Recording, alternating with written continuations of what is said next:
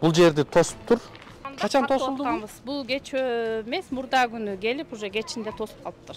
Ал жерде өзгөргөн эмес деп айтканга мен кошулбайм. Ар бириңер силер тиктокер болуп калгансыңар го деп эле басып кетиптиби? Мыйзам сокулка бир жаранга иштейт, бир жаранга иштебей калып атат да. Жолду монтип жабуу бул кылмыш жаза кодексинде да так көрсөтүлгөн. Кандай жаза чаралар көрүлөт?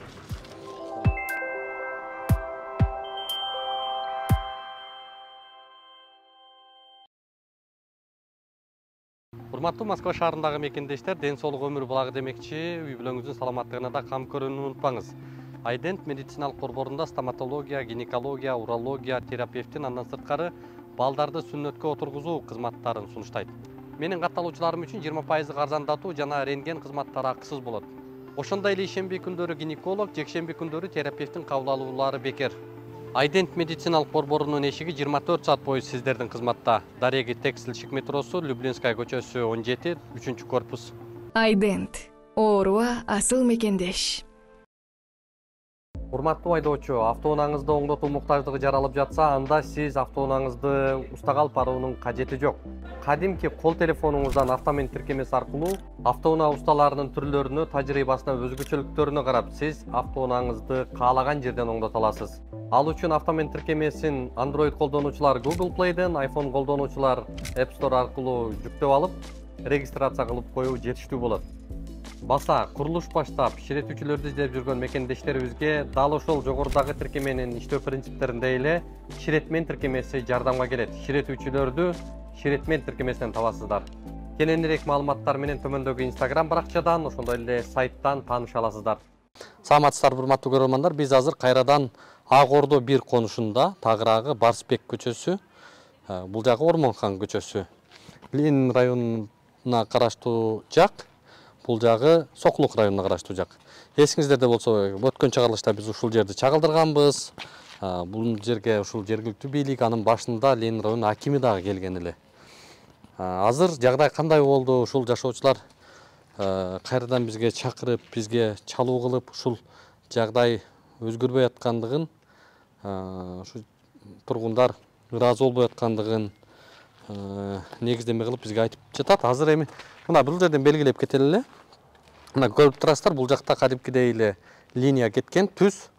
Бардык үйлөр бир тизинде келет дагы, анан бул жерге келип эле, бул жакка 4 метр жогорудагы ушул Ленин районуна караган үй 4 метр бул жакка чыгып калган. Ошонон кетебиз, бул жак менен барып, бул жерди тосуп тур. Мына жерде өчүрүп койгондой болуп атат. Баягыда аким ушул жерден деп чийген эле, өзүнүн түшүнүгүн. Анан азыр эми бул жагын кесиптир, бул үй бүлө кесип, кайрадан фундамент коюптур. Бул жерге ушул азыр айтып атышат, жергиликтүүлөр шагылды. Бул жакта төкпөптүр, ушул жергиликтүү бийлик акимияттан келип төгүп кетишиптир. Чамасы ушул жолду түздөгөнгө деп төккөндөй түшүнүп атабыз. Азыр жашоочуларга бир-эки микрофон суналы, кандай эмне деп айтышат.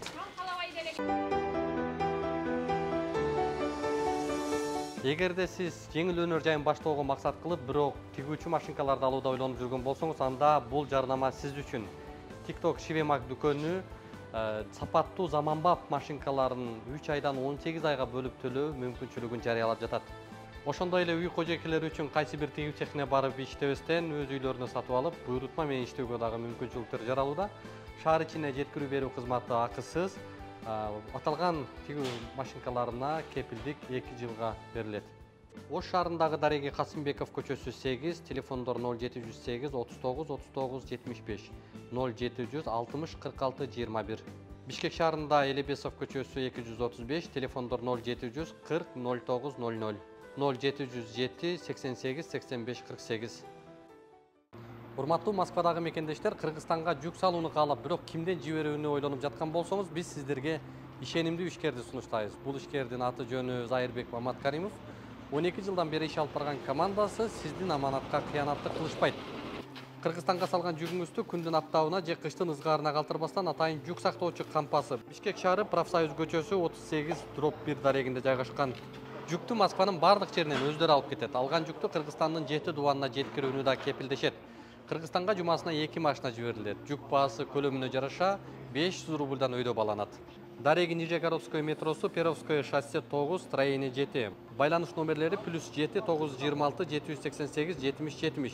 +7 929 624 63 64. Кимиңиздерге микрофон суналу? Аты жөнүңүз? Мира. Ушу жерде жашайм, Ормонхан көчөсүндө. Сокулук тарабында? Ооба, Сокулук тарабында. Эмне өзгөрүп атат? Кайрадан бизге ушул жагдайды айтып чакырып атасыздар? Ушул ачылганы менен бул жер дагы деле турат анакей. Ти бала дагы сөзгө келбейт, же алып салбайт, же совсем кайра жаап салбайт. Ушу эмне кылалы деп турабыз өзүбүз деле. Жергиликтүү бийлик аким баштаган топ келдиби бул жака? Кеч эмес мурда келди, Ленинский райондуку. Бирок эчтеке өздөрүн дагы представляция этилген жок. Кайсы эмеде иштерин да айткан жок. Даже удостоверение көргөзгөн жок. Сурасак, эмне кыласыңар деп койду. Анан ушул хотя бы ушу Ленинский апанын эле эмесин сураганбыз бизчи. Документтерин кайсы жерге чейин, мисалы, мыйзам чегинде кайсы жерге чейин ушу ченелген үйү бар деп. Ушу аны да көргөзүп берген жок. Анткени вообще укпай да коюшту, мындай тетир карап эле кылышты. Ооба, комиссия. Ленин районунда Ар бириңер силер тиктокерши болуп калгансыңар го деп эле басып кетишти, ооба. Ленинский райондон келишти. Аты жөндөрүн айткан жок? Айткан жок. Муну ким тосту, муну чагылды? Бул ошо акимияттан тосту деп, бул азыр тосулган. Жолду түздөгөнгө кылган окшойт. Деген окшойт, ооба. Эми ушуну карасаңыздар, мына келип төгүп, анан ушул жер түздөп койгонго бир алдары чамасы жетпей калыптыр. Ушул Ленин районунун акимияты монтип тосуп коюптур. Бул жерден каттап аттыңыздар беле? Ооба, бул ачылганда качан тосулду? Бул кечөө эмес, мурда күнү келип, уже кечинде тосуп калыптыр. Ага чейин каттап аткансыздар? Ага чейин ошо бир күн каттадык. Бир күн, бир түн дейли ушундай. Мына эми кандай деп бул жагдайга жооп узатышат, эмне кылып атышат? Биз ушул жергиликтүү бийликке, ушул акимге дагы маселени коюп, дагы барганга аргасып болуп атабыз. Эми ушундай жагдайды сөзсүз түрдө коомчулукка чыгарып, анан аны алып келип, анан көрсөтүп, анан ошондо дагы чечилбей аткан жагдай болуп атат. Эми буга Ленин районунун акими кандай деп ойлойт да? Эмне деш керек эми? Аларды кантип айтыш керек? Алардын бардыгынан эмне пайданда? Алардын иштеп аткандыгынан эмне пайданда? Эгерде ушул жагдайды көзүнө алып келип, көзүнө сайып көрсөтүп бергенде дагы жагдай бир жолго түшпөй аткандыгы. Жолду тосуу, жолду монтип жабуу бул кылмыш жаза кодексинде да так көрсөтүлгөн. Кандай жаза чаралар көрүлөт? Эми акимият келип тосуп коюп кетип калыптыр. Эми ушуну жакшынакай жайып койбойбу? Муну эми ким жолду ачат? Ким мону шагылды түзөп оңойт? Кайрадан биз Ленин районунун акимиятына микрофон сунууга аргасып болуп атабыз да. Исабек мырза, саламу алейкум. Кандайсыз? Жакшы. Ден соолугуңуз жакшы. Жакшы. Чегараны ачтыңыз. Чегараны ачтым. Эмне болуп атат азыр эми? Бул жак боюнча сизге да микрофон суналым. Эми бул жакта могу Ленин районунун акими берген убадасыга турган жок. Сиз бул үйдүн ээсисиз. Мен бул үйдүн ээсимин. Бул жак Ленин районуна карайт. Ленин районуна карайт. Ошол бул жерде жол берсек, ушул эки тараптан берсек деп деген ойдо элем. Ошол жерде азыр аким кайсы жерди көрсөттү эле? Могу линияны көрсөткөн болчу. Жокку бу жерде линия? Өчүрүп салыптыр ушуну. Жамгыр жааганына бүгүн чыксак жок, уже өчүрүп салыптыр. Нар жактан деле газдын турбасынын түбүнөн көрсөткөн болчу. Кайсы жер? Азыр ал жактагы өчүктети. Дагы бир тумба нары жылыш керек да негизи. Дагы бир тумба жылыш керек. Аким көрсөткөн боюнча ошондой эле. Акимдин дагы баягы көрсөткөн жерден алган жок булар. Анан негизи мындай караганда могу түз келиш керек эле. Эми мейли ал жагын качан кылат, качан жок билбейм ал жагын. Ошону кайтап алганда могу бир аз эки жактан тең чыгып, мындай жолго кенен жол ачылмак да негизи. Түшүнүктүү. Ошол бул жакта мыйзам Сокулка бир жаранга иштейт, бир жаранга иштебей калып атат да. Сокулук районунда мыйзам иштейт, Ленин районунда мыйзам иштебейт. Иштебейт.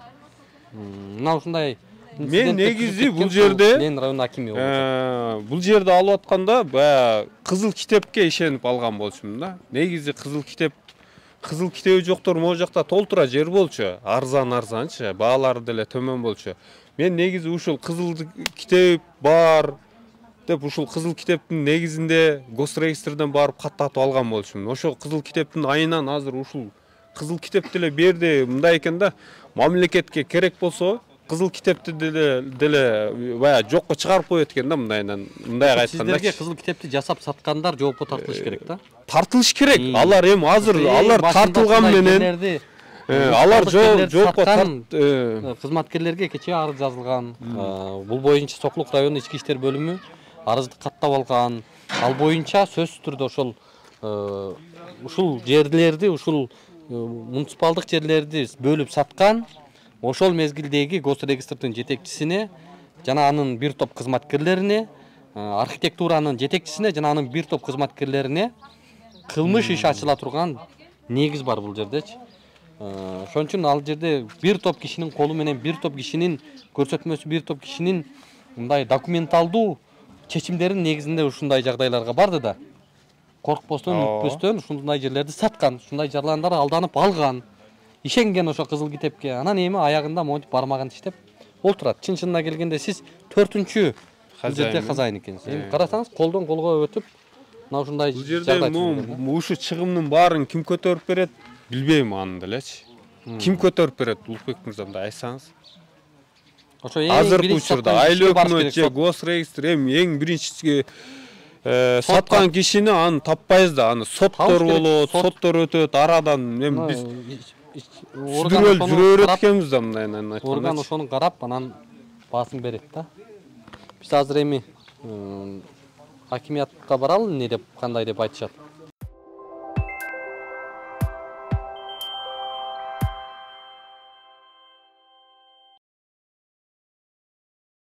Урматтуу көрөрмандар, биз азыр Ленин районунун акими Жыргалбек Тургунбековичтин кабылдамасына келдик. Азыр жалпы ушул бул жакта да жашоочулар келген.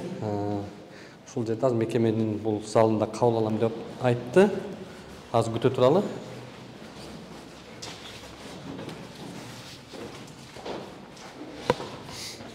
Жыргалбек Тургунбекович, биз келдик кайра сизге. 22 болду бүгүн. Ооба. Анан жашоочулар баягы эле акыбал. Сиздин кызматкерлериңиз кечээ комиссия барыптыр дагы. Анан эл менен деле сүйлөшпөй жакшы мындай. Кеп кеңешин элдин сунушунда укпай эле келе бериптир. Бул биринчи, экинчиси ал жерге шагыл алып барып туруп төгүп, ошойдун таштап коюшуптур. Үчүнчүдөн сиз баягы белгилеп чийип бербедиңиз беле? Муну тумбадан бул тумбага чейин деп. Ал тумбаганы да кеспей, бурчту гана бирден эмесин алып коюптур. Анан эми биз деле наркы үйлөр бузулсун, үйлөрдүгө чейин снос кылыңыздар деп талап кылбайлы, мындай адамгерчилик жагын да карап, эске алып, анан бирок ошол эле учурда жашоочуларга мындай тоскоол болбогон акыбалда жол ачылса деген маселени айтты эле. Бирок акыбал өзгөрбөптүр. Эми акыбал ал жерде өзгөргөн эмес деп айтканга мен кошулбайм. Жок, эл каттайлык дагы. Эми азыр өзүңөр көрүп келдиңер, ал жерде мына суббота бассейни жаан болуп калды. Анан биринчи күнү барышты. УКЗ деген бар бизде, мэрияда служба бар ошондой. Управление контроль землепользования деген. Мына ошолордун жетекчиси менен биз сүйлөшүп, ал бир жоопту айтсын, анан мен орун басар мына Бакыт Өмүрбекович, ошо МТУнун жетекчиси Нурбек Төлөнович тиештүү адамдар менен барып, жанагы жерди баягы өзүңүз айтмакчы мындай жолго мындай жолтоо келип аткан жерин бузуу боюнча сүйлөшүп, техника алып барып, экскаватор менен фундаментинен бери бузуп алышты. Ошол жерде бир туп дарак бар болчу, өрүккө окшогон. Аны да алышты. Мен фото, видеолорун бүт тартып келишти бул жака. Мен да ал жерде стройка жүргүзүшүм керек. Территориямды тосушум керек, туурабы? Ал бойдон ачык-чачык бойдон жата бербеш керек да, туурабы? Мен ошо кошунамды күтүп атам, канча жылат, канчасын алат, анан мен ошого элге жол таштап туруп анан калган жайга мен стройка жүргүзөйүн деп атам. Канчалык күтөйүн мен ал жердечи? Кече келип айтып атасыздар, могу бузуп алдыңыздар, могу жерден фундамент куя бер деп коюп кетип атасыздар. Ким айтты? Ошо кызматкерлер айтып атат, ушул жерде могу жерден да мында көрсөтүп коюп атат. А мен ойлоптум, бул аким баягы документке же генпланга карабай эле могу кол менен иштеп калганбы депчи, монтупчу. Бул ушунун айынан канча адам запкы чегип ататчы. Азыр могу жерден, тиги жерден, алё бүтөт, кура бер деген айынан ушул нерселер чыгып ататчы. Канчалаган эл запкы чегип атат. Азыр сиз ушул жерде туура реакция жасашыңыз керек эле. Курулушка эң биринчиден документация жасап туруп анан кийин мыйзамдуу деп жол болсо, ушундай документ жасап бериш керекпи эң биринчи? Азыр мен мына сертекке чейин деп аттык, жана ташма деген мына түзүп алат жолду. Ырктап атат бизге. Азыр уже түздөп баштады, э? Түздөп, мына түздөп, азыр жолду ачат. Мына түздөп. Мыйзамдуу деп кагаз беришиңиз керекпи ошо апагачы? Мисалы эртең ал кайра жапа чегет, туурабы? Урматтуу эжеке, биз администрация эч кандай биз кагаз бербейбиз. Биз жерде бөлүп бербейбиз. Азыр бизде андай ыйгармык жок. Аны бере турган архитектура, кадастр деген мекемелер бар. Ошолор берет. Мына сенин атызың, мына сенин госактың курулушун кур деп ошолор берет. Эми бербегенден кийин апа деген ал жерге деген фундамент куйганга эми айтып атпайм, эртең муну алып барат. Ошо төртөөңүздөргө тең эле мен кайрылдым. Байке аты жөнүңүздү айтып коюңузчу, полномочияларыңызды айтып коюңуздар. Ким аты жөнүңүз, ваша должность деп сурадым. Эч кимге ары карап эле камерадан качып эле туруп албатсыздарбы? Мыйзам иретинде баарын мыйзамдаштырган суранабыз. Экинчиден мен действительно бул жарандардан сурангам. Кече комиссия барганда аты жөнүн тактап койчу. Сокулук тараптан да комиссия келмек. Өткөндө сиз кабыл алганда да айткан, Сокулук менен биригип комиссия жүргүзүлүп атат. Шаар менен Сокулуктун чегарасы аныкталып атат. Анан биз аты жөнүн суратканда бул жактан эч ким айтпай койду, качып кетишти баары эле. Эми ал боюнча сиз өзүңүз мыйзам чегинде дисциплинардык чара көрөсүз. Анан экинчи жагдай бизге ошол Сокулук менен шаардын чегарасын аныктап берүүнү суранат элек. Ошол жерде шаар тараптан Сокулукка кирип кетип атат, Сокулук тараптан шаарга кирип кетип атат. Сотко кайрылганда бизге чоң жагдайларды жаратып атат. Ошол комиссия Сокулук менен шаардын чегарасын аныктап берсе, бизге дагы аябай чоң жеңилдиктер болот. Жүрүп атат. Буюрса. Бразилия аркылуу жүрүп атат азыр. Азыр административный территориальный реформа жүрүп атат. Айлык контроль жүрүп атат. Чегаралар өзгөрүп атат. Ошон үчүн бул маселе сөзсүз каралат. Карала турган маселе. Эми жыйынтыгында эмне деп айтасыз? Жыйынтыгында мына келерки жумадан биз укук коргоо органдарына беребиз. Ошол мыйзамсыз болгон иштер боюнча ошол убактагы. Анан мына азыр айтты, жолду ачып, төгүлгөн шагалды тегиздеп жолду ачып атыптыр. Эртең ошо карабасында барып сүйлөшүп, кеңейтүү маселеси. Туура. Анан эми мен негизгиси бир нерсени суранат элем, ушу ынтымакка келишибиз керек. Ынтымак менен иш бүтүрүшүбүз керек. Кыйкырыша берсек, эки жаат болуп кыйкырыша берсек, эч нерсе чечилбейт туугандар. Келишип, тил табышып, аксакалдарыбыз бар экен. Чечилет, чечип атабыз маселе. Тугунбек азыр эл жөн эле закон боюнча ошенге келип газ токтоду. Түтүн жок болсун, газ тартылганда. Эми үйдү алып кетесиңби, эметесиңби, ошол туура эмес, газ келип ошенге токтоду. Эми газды ылдый жактан улап кетиш керек да. Ошондо ал труба менен жол токтосун болуп калабыз. Кандай? Ошондо чечип бергиле. Анткени үйдө монда булуп кетти газчы. Газпром ишканабыз менен да сүйлөшөбүз. Алардын да адистери бар, алар да маршруттарын аныктайт. Ошого жараша тартылып берет. Ошондо чечсеңер газда. Хорошо. Ошол туугандар сүйлөштүк. Жыргалбек Тугунбекович, эми сизге тийиштүү сиздин ыйгарым укугуңузда көрсөтүлгөн, сиздин полномочияңызда каралган жагдай боюнча бир-эки сурообуз бар. Буга чейин көрдүңүз, жагдай ачыкталды, коомчулукка чыкты. Тийиштүү Сокулук районунун ички иштер бөлүмүнө арыз жазылды. Ошол жерде буга чейин ушунча элдин жапа чегип атканы, могу жакта сатып алып бүгүн күйүп аткан адамдар, мунун баары кимдин айынан болуп атат? Мунун баары ошол мезгилдеги госрегистр менен архитектордун айынан болуп атат. Бул жакта базаңызда жок архитектурада, бирок анын колунда кызыл китеп турат. Каяктан болуп калды? Ким кол коюп берди ага? Кимдер ал жакта канча кызматкердин колунан өтөт ушул документтер жөндөн болбойт да. Сизде азыр толук ыйгарым укук бар. Мына камеранын көзүнчө айтып атабыз, элдин алдында айтып атабыз. Сиз коргоо органдарына тапшырма бериңиз. Укуктук баа берсин ушуга. Кимдер ушул жерге уруксат берсе, мыйзам чегинде жазасын алсын. Монтип 10 жыл, 20 жылдан кийин адамдар монтип кыйналып келгендигин эске алып, сиз ушул боюнча арыз тийиштүү мекемелерге, укук коргоо органдарына билдирүү бериңиз. Бул боюнча дагы жыйынтыктык коомчулукка биз азыр ошол жанагы архитектуранын укугу аркылуу алып алалы документтерди. Анан кийин карап туруп кайрылчу жерге кайрылабыз обязательно. Эми буга чейин чиеленип, үйүлүп калган маселелер экен. Мен мындай башаламаны мен өзүмдө көргөн эмесмин, ачыгы. Мына биз азыр мына жумасына бир жолу ушул залда ушул жерде жарандарды кабыл алабыз. Ушул жерде 2 киши келип, 5 киши келип ушул жерде кабыл алабыз. Анан земельный комиссия иштеп атат. Мен төрагасымын комиссиянын. Ушундай нерселер чыгып атат, четинен чыгып атат. Ошон үчүн башка инцидент болбош керек да. Сизге окшош кийин жетекчилер келгенде, сизге окшош ушул жакта кызматка келген адамдар 2008 алгам деп атпайбы мына. 2008 алгам. Иш жабылып кетет экен, эскирип калса болду экен, срок мөөнөтү өтүп кетет экен. 15 жылдан кийин биз келип мына бири-бирибизди жаман көрүп, салып көрсөтүп отурабыз. Эми мыйзам диктатурасы деп атабыз, ошон үчүн талап кылып айтып атабыз. Эл дагы азыр айтса керек. Ошол учурда ким уруксат берсе, укуктук баа берилсин ошого. Туура. Бул боюнча сиз түздөн-түз аким катары официалдуу түрдө укук коргоо органдарына берип коюшуңуз керек. Бул сиздин эң негизги милдетиңиз. Тиешелүү кагаздар такталат, анан кийин тиешелүү органдарга кайрылабыз бул боюнча. Мына урматтуу көрөрмандар, жогоруда шагыл болчу, бул жерде тосук болчу. Азыр эми биз акимге барып, жогоруда көрдүңүздөр, акимдин жардамчысы ошо ачты деди. Келсек мына ушинтип ачыптыр.